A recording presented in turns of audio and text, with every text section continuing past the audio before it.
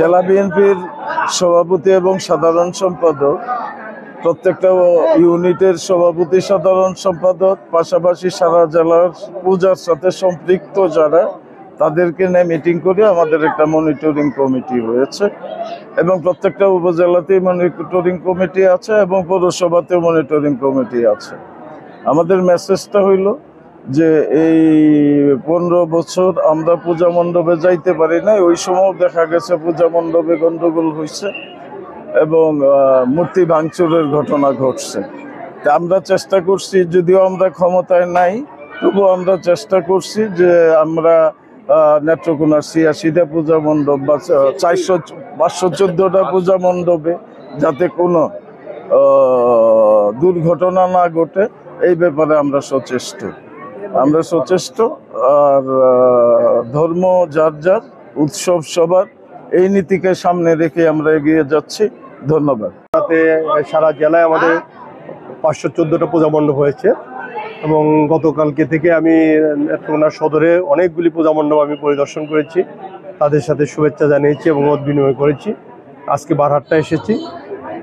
আলহামদুলিল্লাহ এখন পর্যন্ত কোনো পূজা মণ্ডপে বিন্দুমাত্র কোনো দুর্ঘটনা ঘটে নাই এবং আশা করতেছি আগামী দিনও যে 2 দিন আছে সেই 2 দিনও সুন্দরভাবে বিসর্জন পর্যন্ত যাবে।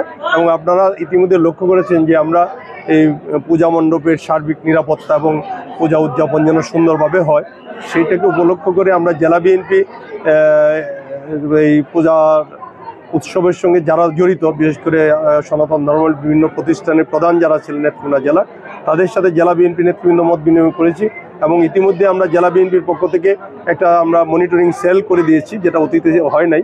এটা কেন্দ্রীয় বিএনপির বাইরে গিয়ে আমরা একটা নেত্রকোনা জেলাতে আমরা মোটামুটি এইরকম আমাদের অ্যাডভোকেট নুরুজ্জামান সাহেব এবং সুজা সাহেবের নেতৃত্বে এখানে অঙ্গ সংগঠনে আমাদের ফজলুর রহমান পাঠান সহ অনেক নেতৃবৃন্দ এটার সঙ্গে জড়িত আছেন সেই মনিটরিং সেলও তাদের সাথে কথা বলে প্রত্যেকটা পূজা মণ্ডপের নিরাপত্তা এবং তাদের কার্যক্রমগুলি যেন সুচারুরূপে হয় সেই জন্য আমাদের প্রত্যেকটা পূজা মণ্ডপের পাশাপাশি যে সমস্ত আমাদের নেতৃবৃন্দরা বসবাস করে তাদেরকেও নির্দেশনা দেওয়া হয়েছে এবং আমরাও মনিটরিং সেল থেকে সার্বক্ষণিক খোঁজখবর রাখছি এবং তাদের এই পূজা মণ্ডপের যে কোনো নিরাপত্তার বিঘ্নতা হলে যেন যে কোনো সময় তারা যোগাযোগ করতে পারেন, এই জন্য আমরা 4টা হটলাইনও দিয়েছি সেখানে যোগাযোগ করার জন্য।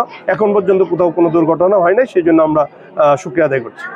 এই উৎসবকে কেন্দ্র করে মূলত আপনি এবং আপনার দল কি বার্তা দিতে চাইতেছেন? আমরা সনাতন ধর্মাবলম্বী যারা আছেন সবাইকে একটা বার্তাই দিতে চাই যে বাংলাদেশ জাতীয়তাবাদী দল এটা এই আদর্শে বিশ্বাস করে যে ধর্ম যার যার, রাষ্ট্র সবার। সেইখানে এই দেশের বাসিন্দা হিসাবে সকল ধর্মের